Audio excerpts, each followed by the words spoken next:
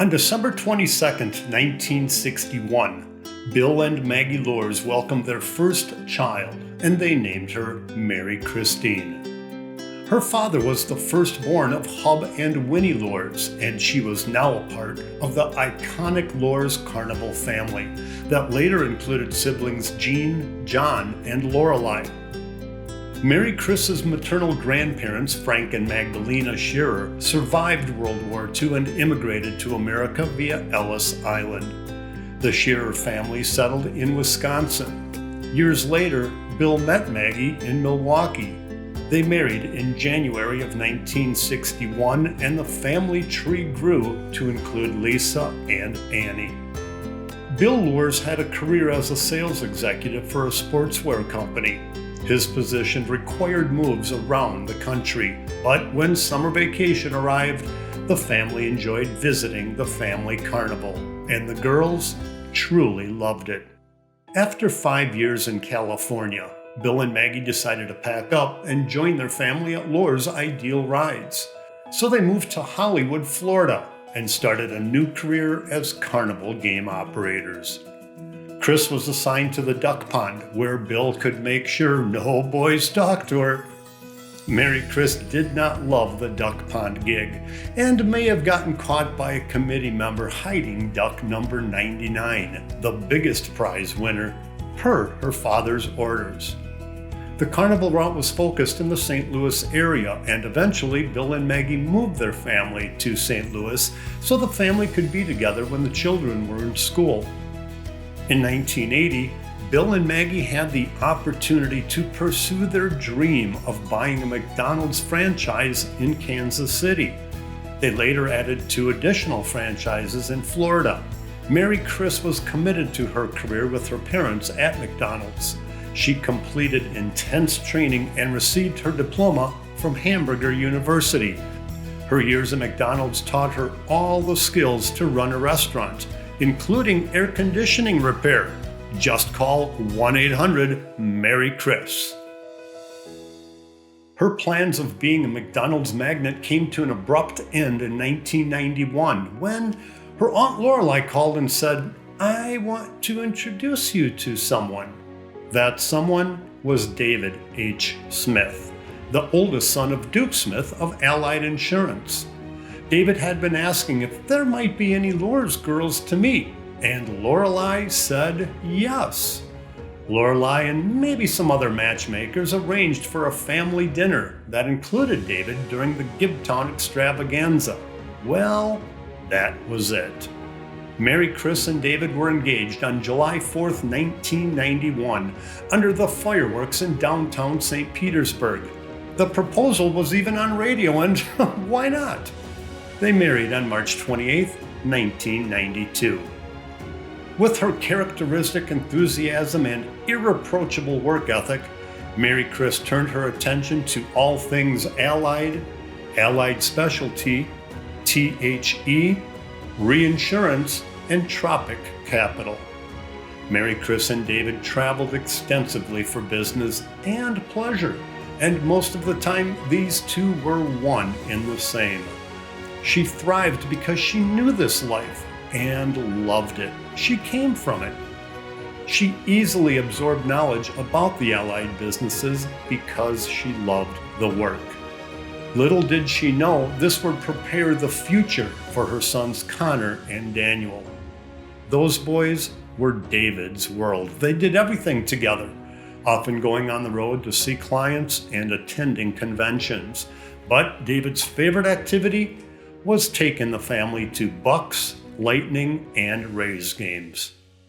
In June of 2002, David's father Duke passed away unexpectedly. Ready to take the lead, David assumed his father's role at Allied, but more tragedy soon followed. Mary Chris lost David to cancer on September 21st, 2004. Connor was just 8 and Danny 5.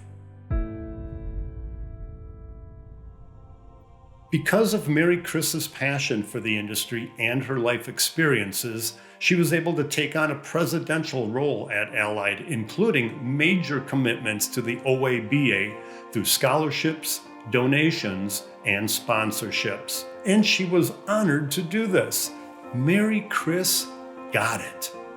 She continued to elevate Allied and provide outstanding service for this incredible industry, securing Allied's place in the future. Mary Chris was also blessed to work with her sisters, Lisa and Annie. Other members of her team include Sharon Keefe, Sue Veriker, Carol Sarah, Glenn Harris, Steve Delvecchio, and the standout CSR, Mary Ann Hockmuth. Mary Chris maintains that they were the best team a leader could ever work with. They were her family, and she treasured them all. Mary Chris decided to sell the company in 2016, retiring in 2018. But she did not retire for long and continues in pursuing other projects with her sons Connor and Danny to help build their future legacies.